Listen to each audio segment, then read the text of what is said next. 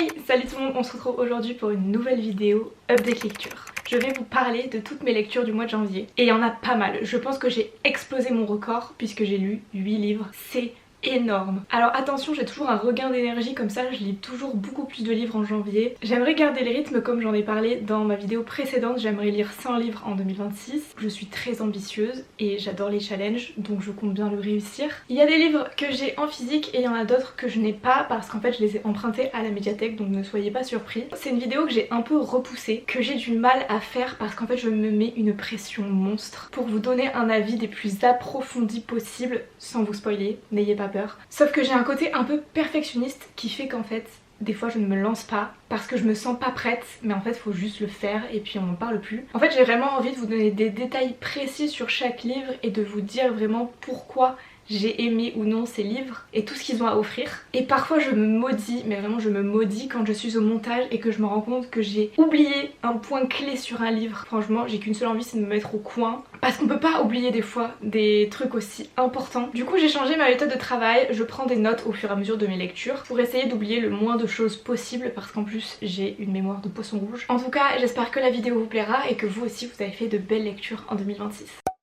J'ai commencé l'année avec Éphémère d'Emma Dinkel, un beau bébé de 500 pages qui se laisse dévorer et qui ma foi a été une bonne lecture. On va suivre Romy qui va se laisser convaincre par sa meilleure amie de passer 3 mois aux États-Unis parce qu'en fait Romy elle vient de se séparer, elle a un peu le cœur brisé donc elle a besoin de se changer les idées. Malheureusement quand elles vont arriver elles vont découvrir que le Airbnb qu'elles avaient loué les a lâchées, donc elles n'ont plus d'endroit où dormir. Elles vont devoir se débrouiller toutes seules, elles vont se rendre sur la plage et elles vont faire la rencontre d'un groupe d'amis qui va proposer de les héberger. Et parmi eux se cache Thomas, un célèbre quarterback américain qui a mis sa carrière en pause pour différentes raisons. C'est comme ça que le livre commence. Alors tout d'abord je pense que le gros point fort de ce livre c'est vraiment la found family. Et même si au début j'ai eu un peu de mal parce qu'en fait je trouvais que c'était très peu crédible comme histoire. Le fait qu'elles arrivent dans un pays différent, le Airbnb les lâche d'accord, mais qu'elles trouvent aussi rapidement quelqu'un pour les héberger. Elles croisent un groupe d'amis et pouf ils sympathisent et vlatipa qu'ils ont en plus une super belle baraque avec des chambres en plus. Enfin voilà, vous avez compris quoi. Mais en fait ça marche, ça fonctionne et je me suis trop attachée au personnage. J'ai beaucoup aimé aussi la romance qui s'installe progressivement entre Thomas et Romy. Au début Romy n'est pas au courant que Thomas est une star et quand elle l'apprend elle ne va pas du tout changer son comportement avec lui et lui c'est ce qui va lui plaire chez elle. En fait Thomas il a tellement l'habitude qu'on le brosse un peu dans le sens du poil et qu'on fasse tout pour lui plaire que lui il en a ras le bol et il cherche pas du tout ça pour une relation. Le problème c'est que rattrapé par sa célébrité, le fait qu'il se fréquente ça va être exposé au grand jour et Romy va devoir jouer la fausse petite amie de Thomas pour sauver sa réputation. Parce qu'en fait lui, avant de s'attacher à Romy, il était déjà dans du fake dating avec une autre star. Il filait un peu le parfait amour avec une star, mais des clichés vont apparaître de Romy et Thomas ensemble et ça va un peu tout foutre en l'air. J'ai aimé que lui ça soit pas le cliché du mec super riche qui fait que fréquenter des nanas et qui fait n'importe quoi. C'est pas le gros con par excellence. Non, Thomas il est tout le contraire, il est simple, il est doux, il est à l'écoute et ça lui donne mais un charisme. Par contre j'ai cru que le slow burn il allait m'achever. J'étais littéralement en train de devenir dingue. J'avais plus envie qu'ils se sautent l'un sur l'autre que eux deux. Parce qu'en fait dans leur couple il y a le fait qu'ils adoreraient être ensemble mais ils sont tellement persuadés que l'autre personne ne veut pas quelque chose de sérieux qu'en fait ils n'arrivent pas à se dévoiler, ils n'arrivent pas à révéler leurs sentiments. Le souci c'est qu'il y a quand même une deadline, c'est que Romy techniquement elle est juste là pour les vacances et qu'au bout de ces 3 mois elle va devoir rentrer en France. Donc est-ce qu'il y a un futur à imaginer entre eux? À la base je savais pas qu'il y avait un tome 2, je pensais que c'était un one shot et je trouve ça trop frustrant parce qu'en fait dans ce tome 1 on peut pas vraiment dire qu'ils se sont rapprochés. Enfin en fait si, mais pas de la manière dont on aurait aimé. Et je pense que tout va un peu se concrétiser dans la suite. Mais c'est tellement frustrant parce que l'autrice n'était pas obligée de faire une suite mais qu'elle a voulu découper ça en plusieurs tomes et je trouve que ça se ressent parce qu'il y a quand même certaines longueurs dans le roman. Malgré tout j'ai passé un très bon moment, en plus c'est un livre qui aborde aussi l'endométriose parce que Romy est atteinte de cette maladie et j'ai trouvé que Thomas il était mais tellement choupi avec elle. Il avait typiquement le genre de réaction que tous les mecs devraient avoir quand quelqu'un a une crise d'endométriose, c'est-à-dire demander ce dont la personne a besoin. Le truc c'est que ce qui est frustrant c'est qu'en fait ce livre va principalement être lu par des femmes et j'aimerais que des hommes lisent ce livre pour qu'en fait ils puissent se dire mais en fait il n'y a rien de compliqué et parfois même si c'est un truc qui nous arrive pas à nous, il y a quand même des choses à faire pour soulager la personne qui souffre. Enfin voilà, j'ai vraiment bien aimé commencer l'année avec ce livre là qui était quand même assez addictif. Ensuite j'ai lu bien sûr que Les Poissons ont froid de Fanny Ruette et je n'ai pas du tout aimé. J'ai pas du tout accroché, je l'ai noté 2 étoiles. Je mets rarement des notes aussi basses, mais là j'avoue que je n'ai pas du tout, mais alors pas du tout été emballée. Le synopsis était pourtant hyper prometteur, vous allez voir. On suit Ali qui est en pleine crise existentielle. Elle en a marre de sa vie, elle n'est pas du tout épanouie, elle n'aime pas son travail ni ses collègues. Et puis un jour elle va décider de faire des recherches sur Nour, une personne avec qui elle avait sympathisé sur un skyblock quand elle était adolescente. À cette époque, cette personne a énormément compté pour elle jusqu'à ce qu'ils perdent contact, qu'ils ne se parlent plus. Elle n'a jamais vraiment su si c'était un garçon ou une fille, si c'était une personne de son âge ou si c'était quelqu'un qui se faisait passer pour quelqu'un de son âge. En tout cas, elle va vraiment se lancer dans cette quête pour le ou la retrouver. Et cette histoire en fait ça aborde le fait que parfois dans la vie on n'a pas toujours toutes les réponses et on peut pas espérer que les personnes se comportent comme on aimerait qu'elle le fasse. Et autant je comprends un peu la morale de l'autrice, autant je n'ai pas du tout aimé la façon dont ça a été fait. J'ai trouvé que c'était très frustrant et que j'avais en quelque sorte un peu perdu mon temps. Je pense que c'est un livre qui plaira mais que j'étais tout simplement pas le bon public. J'ai aussi appris que c'était un livre qui avait été écrit par une humoriste, donc si jamais vous êtes fan de cette humoriste, je pense que ce livre vous plaira. En tout cas son point fort c'est que c'est un livre qui est vraiment hyper décalé et il ne ressemble à aucun autre. Le ton de la narratrice il est brut, il est sarcastique, les notes de bas de page sont plutôt marrantes, la narratrice s'adresse directement à nous, elle nous raconte une anecdote ou nous raconte des choses sur sa vie. Malgré tout je suis passée à côté de ce roman et je pense que je m'en rappellerai plus à la fin de l'année. Ensuite j'ai lu un roman graphique qui s'appelle Minuit passé. Franchement j'ai bien aimé même si j'ai pas forcément grand chose à dire parce que c'est un roman graphique qui se lit très rapidement et en plus il y a vraiment assez peu de dialogue à l'intérieur, c'est assez contemplatif donc j'ai pas envie de vous en dire trop. On suit Guerlain qui revient vivre avec son fils dans un manoir dans lequel il avait vécu lui-même quand il était enfant avec ses sœurs et étrangement il n'a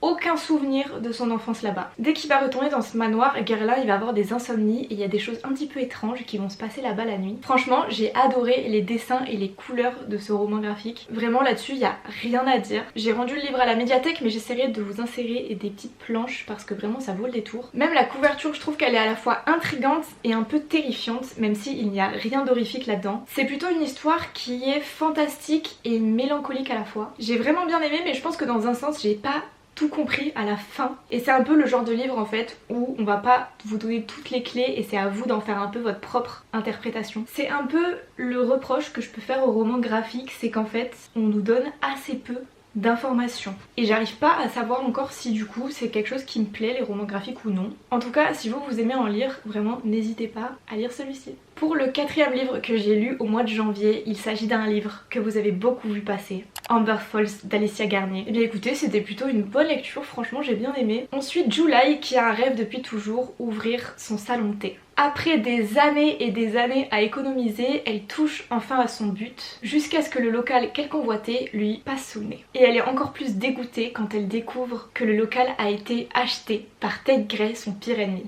Et cerise sur le gâteau, Tate Gray ouvre quoi? Un salon de thé. Pourtant, July et Tate, avant, ils étaient amis d'enfance. Ils passaient toutes leurs après-midi ensemble à faire de la pâtisserie. Et ils s'étaient même promis d'ouvrir un jour leur salon de thé ensemble. Donc vraiment, qu'est-ce qui s'est passé pour qu'ils ne se parlent plus et que ce rêve devienne un conflit? C'est la première fois que je découvrais la plume d'Alicia Garnier. Franchement, j'ai bien aimé, c'était très fluide. J'ai notamment beaucoup aimé les passages dans le passé. Les moments où July et Tate cuisinent ensemble, c'est vraiment adorable, ils ont une telle complicité, ça apporte vraiment une vraie douceur au récit. C'est clairement July qui a fait découvrir la pâtisserie à Tate et qui lui a transmis cette passion. Vraiment ils sont adorables à faire des cookies ensemble, mimi sur 20. Donc qu'est-ce qui s'est passé pour que Tate vole le rêve de July? C'est vraiment la grande question que je me suis posée pendant toute l'histoire. Et malheureusement, je trouve que le roman repose beaucoup sur de la miscommunication et j'aime pas trop ça. En fait, il y a beaucoup de non-dits et je trouve que ça rend les tensions un peu longues. Surtout quand on a juste envie qu'ils se parlent enfin à cœur ouvert. Il y a beaucoup de non-dits, ce qui fait qu'en fait, ils se détestent tous les deux mais pour les mauvaises raisons. Et c'est mais tellement frustrant. Et Tate aussi, il se complaît un peu dans le truc en mode oui mais je suis un connard donc en fait il faut que je me comporte comme un connard. Non, arrête, ça ne te va pas du tout. Et je me disais mais purée mais parlez-vous en fait, vraiment parlez-vous, arrêtez de vous engueuler, on n'en peut plus. Et vraiment Tate des fois mais je l'ai détesté parce qu'en fait il sait exactement quoi dire pour blesser July et il en joue. Vraiment on assiste à ça impuissant et lui il va s'enfoncer dans ce rôle du méchant qui ne lui va absolument pas. Et j'ai trouvé que cette partie c'était un chouïa long. Étonnamment pourtant je me suis davantage attachée à Tate qu'à July. Je l'ai trouvé plus nuancé, plus approfondi aussi psychologiquement. développement, alors que July je l'ai trouvé parfois un peu immature. J'ai par contre été agréablement surprise par les sujets abordés, notamment le harcèlement scolaire. Ça ajoute une vraie profondeur à l'histoire et ça justifie un petit peu aussi certains comportements des personnages. À un moment donné il y a un concours de pâtisserie et c'est un peu un élément clé qui fait avancer l'histoire. On nous en parle aussi dans le résumé et pour le coup j'ai trouvé qu'en fait il avait été un peu expédié ce concours. Vraiment je pensais qu'en fait on allait un peu plus s'attarder dessus alors qu'en fait pas du tout. Ça m'a pas tant dérangé que ça m'a plus surprise parce qu'après on a quand même beaucoup cet aspect pâtisserie, ce côté hyper convivial où on a limite l'impression de sentir l'odeur des pâtisseries que font July et Tate. Voilà, c'est une romance qui est sympa mais ça sera pas non plus mon coup de cœur de l'année 2026. On en arrive enfin à mon premier coup de cœur de 2026. Je suis un peu émue. Il s'agit de Love Theoretically d'Ali Hazelwood. Vous avez une vidéo complète dédiée à ce livre. J'ai fait un vlog lecture il y a quelques semaines qui est déjà disponible donc n'hésitez pas à le voir si ça vous intéresse. Mais j'ai adoré. C'était incroyable. Je vais pas trop vous en parler parce que du coup ça sera juste des redites de mon vlog. Mais je pensais pas que Love Theoretically puisse détrôner de Love Hypothesis. Je pense pas qu'il l'ait détrôné mais il se situe vraiment au même niveau. Et ça, c'est très surprenant. Vraiment, je ne saurais pas dire lequel je préfère. Ça m'a donné des papillons dans le ventre, leur histoire d'amour, c'était trop bien. Dans le vlog, je dis une phrase que je vais vous redire ici parce que je trouve qu'elle définit bien ma lecture et ce que j'en ai pensé. Je dis en fait que les livres et les histoires d'amour comme ça, elles réparent mon cœur de choses qu'elles n'ont pas cassées. Et c'est trop beau. On y suit Elsie qui est professeure vacataire dans 3 universités différentes. Elle croule sous les copies et les mails des étudiants. Elle rêve à la base de devenir chercheuse mais pour arrondir un petit peu ses fins de mois, on peut l'engager en tant que fausse petite amie. Actuellement, Elsie, elle est la fausse petite amie de Greg avec qui elle s'entend très bien. Elle s'entend tellement bien avec lui en tant qu'amie qu'elle a dérogé à la règle principale du fake dating qui est de ne faire qu'un seul rendez-vous et après ils ne se voient plus l'un et l'autre. Là, ça fait plusieurs fois que Elsie, elle rencontre la famille de Greg. Tout fonctionne plutôt bien sauf pour une chose, le frère de Greg, Jack, qui la connaît sous sa fausse identité et qui la déteste. Un jour, elle va décrocher un entretien pour devenir chercheuse et elle va tomber sur qui ? Sur Jack, qui la connaît en tant que bibliothécaire, pas du tout en tant que chercheuse. Et il va y avoir des quiproquos incroyables. Franchement, trop drôle. Très vite on se laisse happer par cette romance qui est à la fois drôle, douce et émouvante. Ali Hazelwood, elle maîtrise à la perfection toutes les tropes qu'on adore, tout en y ajoutant une vraie sensibilité et des personnages hyper attachants. Ce que j'ai particulièrement aimé, c'est de la manière dont le livre parle d'identité, de la peur de ne pas être assez et de ce besoin parfois de devoir se modeler pour pouvoir plaire aux autres. À un moment donné, Jack, il fait un monologue à Elsie pour lui dire à quel point elle est brillante et intelligente et digne d'être aimée. Waouh, moi ça me fait fondre, mais direct. En fait Elsie, elle a une petite problématique, c'est qu'en fait elle croit que pour être aimée il faut qu'elle cache la personne qu'elle est, qu'on ne pourra jamais l'apprécier pour son vrai elle. Elle veut à tout prix renvoyer une image qui plaît même si ça ne correspond pas à sa personnalité. Et j'adore, mais vraiment j'adore quand le personnage masculin va voir clair dans le jeu de Elsie. Il arrive en fait à lire en elle comme dans un livre ouvert et il va lui dire mais arrête avec moi, t'es pas obligé de faire ça. Enfin vraiment, si vous aimez les romances réconfortantes avec des personnages qui vous restent en tête, vraiment ce livre est fait pour être dans votre pile à lire. Ensuite j'ai lu Better Than the Movie de Lynn Painter. Le roman parfait si vous aimez les comédies romantiques. Better Than the Movies, c'est la rom-com qui est parfaite car elle regroupe tous les ingrédients pour passer un bon moment. On suit Liz qui est une grande fan de comédies romantiques, c'est quelque chose qu'elle partageait avec sa mère qui est maintenant décédée. Liz, c'est une amoureuse de l'amour, elle aimerait que ses relations soient les mêmes que celles qui se trouvent dans ses films romantiques préférés, c'est-à-dire qu'elle les idéalise beaucoup. Elle est déjà sortie avec quelques mecs mais en fait au moindre faux pas, au moindre hic, elle les tège parce que pour elle ça ne serait jamais arrivé dans une comédie romantique. Donc selon elle ce n'est absolument pas le mec qu'il lui faut. Un jour alors qu'elle est au lycée, elle va voir qu'un de ses amis d'enfance est revenu dans leur ville. Elle a toujours eu un crush sur lui donc elle se dit c'est un peu le moment ou jamais, sa love story va enfin pouvoir commencer. Sauf qu'elle va découvrir qu'il est déjà quasiment en couple avec une personne du lycée. Dépitée, elle va donc se rapprocher de Wes, son voisin mais aussi son ennemi juré. Elle passe son temps, mais vraiment son temps à se chamailler avec lui, ils sont vraiment chien et chat. Elle lui dit à longueur de journée qu'elle le déteste, ils se chamaillent pour la place de parking qui se trouve juste devant chez eux et quand il est mal garé elle appelle la police pour qu'il ait une amende. Enfin vraiment ils se mettent tellement de bâtons dans les roues au quotidien, que des trucs marrants comme ça. Et elle va faire un pacte avec lui un peu contre son gré, il va devoir l'aider à se rapprocher de son crush parce que lui c'est quelqu'un qu'il connaît aussi, il faisait partie du même groupe de potes quand ils étaient petits. Sauf que Wes un jour il lui dit Toi qui adores les comédies romantiques, tu vas pas finir avec le mec qui est déjà quasiment en couple. Toi, il te faudrait un enemies to lovers, donc que tu finisses avec ton pire ennemi. Et en fait, Lise, elle va se faire avoir à son propre jeu. En fait, ça se ressent que l'autrice, elle adore les comédies romantiques et qu'elle a voulu écrire la sienne. Vraiment, à l'intérieur, il y a tous les ingrédients parfaits pour que quelqu'un qui aime le genre puisse s'y retrouver. Il y a notamment la scène de relooking, il y a la scène de déclaration. C'est une romance qui ne révolutionne pas le genre mais qui fait du bien. Vraiment, j'ai passé un trop bon moment. Il faut que je lise le tome 2, Nothing Like the Movies, mais ça me fait un peu peur parce qu'en fait dans le tome 2 ils ne sont plus ensemble. Donc je suis un peu dubitative parce que la trope seconde chance c'est pas forcément une trope qui me fait rêver, parce que généralement un des deux personnages a trompé l'autre et je trouve que la tromperie c'est vraiment impardonnable. Donc il faut vraiment une bonne excuse pour qu'ils se soient séparés et qu'après ils se remettent ensemble. En tout cas, si vous avez lu ce tome 2, n'hésitez pas à me dire si vous l'avez aimé, si vous l'avez préféré au 1, mais sans me spoiler s'il vous plaît. On en arrive à l'avant-dernier livre de cette update lecture. Il s'agit de Tant que brilleront les astres. Non.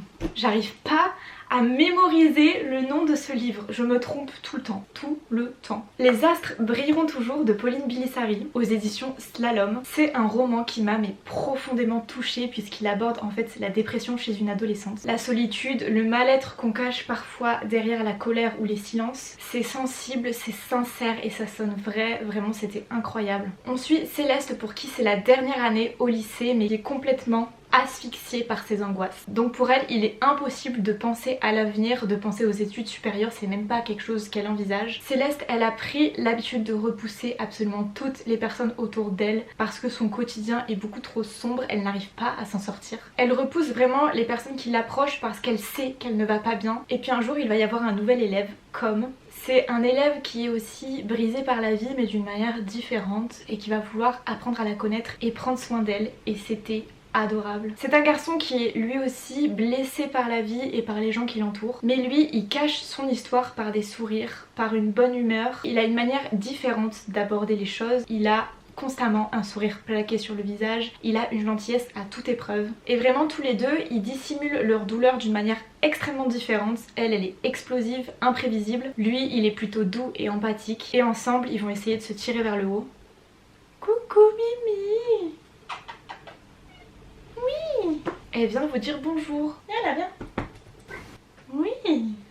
Bon écoutez, elle va faire sa vie, elle va se mettre à dormir. Elle a l'habitude de toute manière de m'entendre parler de mes livres. Ce qui rend l'expérience encore plus forte dans ce livre, c'est qu'en fait il est écrit en vers libre. Et c'est mais tellement adapté à l'histoire parce que la forme, elle va vraiment accentuer les émotions. Elle laisse de la place au silence et vraiment chaque phrase est hyper percutante. Ça se lit vite mais ça frappe fort. J'ai aussi adoré la place de la musique dans ce livre. Elle devient un refuge, une manière de respirer quand le quotidien devient trop dur. Elle relie les personnages et elle arrive à exprimer ce que eux n'arrivent pas à dire. C'est notamment beaucoup de musique classique et je vous invite vraiment à écouter ces musiques pendant que vous lisez ce livre. Ça ajoute vraiment une autre dimension à l'histoire et personnellement j'ai adoré. La relation entre Céleste et Com, elle est parfaite parce qu'elle n'est pas idéalisée. Ils ne se sauvent pas comme par magie, ils apprennent maladroitement à s'écouter, à être là l'un pour l'autre. Et j'ai trouvé que c'était mais terriblement touchant. C'est une lecture qui est intense, humaine, qui parle de santé mentale et d'espoir, sans pour autant tomber dans le cliché et ça fait du bien. Et enfin, on en arrive au dernier livre, il s'agit de All of Us Villains de Amanda Foody et C.L. Herman. J'ai tourné normalement un vlog lecture que vous n'avez pas encore vu mais qui devrait sortir très prochainement. Donc je vais vous en parler mais pas trop non plus parce que j'ai envie que vous ayez mon avis plus en profondeur dans mon vlog. En tout cas, je peux vous dire que j'ai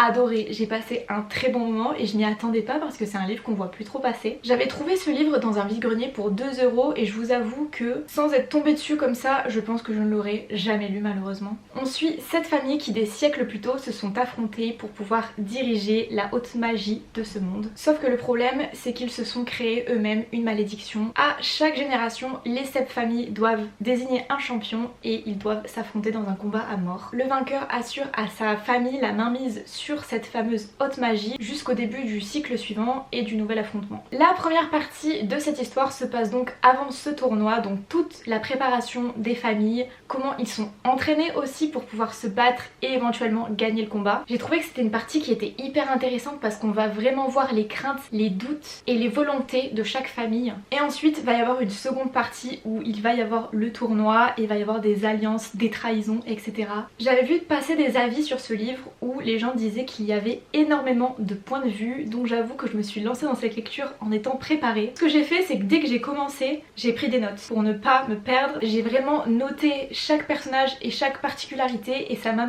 tellement servi, je suis trop contente d'avoir fait ça. Et vraiment, contrairement à tout ce qu'on a pu dire, j'ai adoré avoir tous ces points de vue. C'était trop intéressant parce qu'en fait c'est typiquement le genre d'histoire où en fait tu t'attaches à des personnages mais c'est un peu à tes risques et périls parce qu'à tout moment ils meurent. Les personnages sont hyper morally grey, il n'y en a vraiment pas un pour attraper l'autre parce qu'ils veulent tous gagner le tournoi et surtout ne pas décevoir leur famille qui compte sur eux. L'histoire est hyper captivante et l'univers est quand même assez sombre. Les personnages sont tous plus différents les uns que les autres et ils sont à la fois appréciables et détestables et personnellement j'adore. Je trouve que c'est une vraie richesse dans le livre. Ils sont tellement imprévisibles et parfois eux-mêmes surpris par leur cruauté que ça en devient déchirant. On sent vraiment qu'il y a eu un travail minutieux derrière l'histoire et la psychologie des personnages. On se rend très vite compte qu'en fait ces enfants ils n'ont absolument pas envie de se battre mais qu'ils répondent à une certaine pression familiale parce que pour certains ils ont par exemple été élevés dans le but de remporter ce tournoi donc en fait ils ne peuvent pas, c'est même pas une possibilité de décevoir leur famille. Lors des précédents tournois il y en a certains qui ont essayé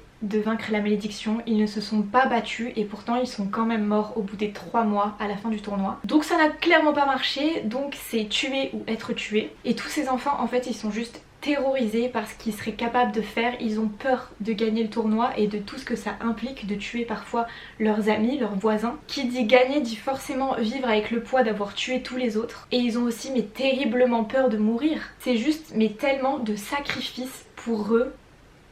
J'aimerais tellement pas être à leur place. Et il y a vraiment du coup une tension tout au long du roman parce que certains personnages vont devoir faire des alliances pour survivre, sauf qu'en fait on sait qu'à tout moment ils vont se trahir parce qu'il ne peut y avoir qu'un seul vainqueur. J'ai vraiment adoré l'univers et le système de magie dans ce livre. Il y a ce qu'on appelle des faiseurs de sorts. Si je devais faire un parallèle, c'est un peu comme si c'était les sponsors dans les Hunger Games, c'est-à-dire que c'est des gens qui vont fournir des anneaux avec des sorts à l'intérieur, des sorts qui peuvent à la fois tuer, blesser, en tout cas qui vont mettre des bâtons dans les roues des autres participants. Et si t'es une famille qui n'a pas gagné par exemple le tournoi depuis très longtemps, les faiseurs de sorts ils vont pas voir l'intérêt de te donner de la magie. Donc t'es un peu mal parti comme ça dès le début et ça brise un peu le cœur parce que t'as des personnages qui du coup vont faire un peu des pactes avec le diable pour pouvoir s'en sortir, pour pouvoir survivre et nous on assiste à ça sans rien pouvoir faire. En tout cas le point fort de l'histoire c'est que ce livre est vraiment truffé de rebondissements et de retournements de situation. Le livre se finit et vraiment on n'a qu'une seule hâte, c'est de se jeter sur le tome 2. Personnellement c'est ce que je vais faire, il faut juste que je me le procure.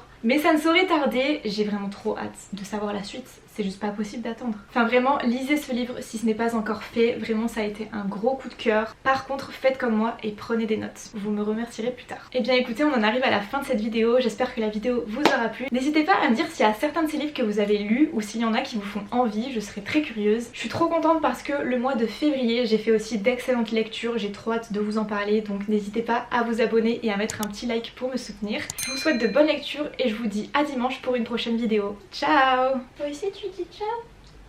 Oh oui!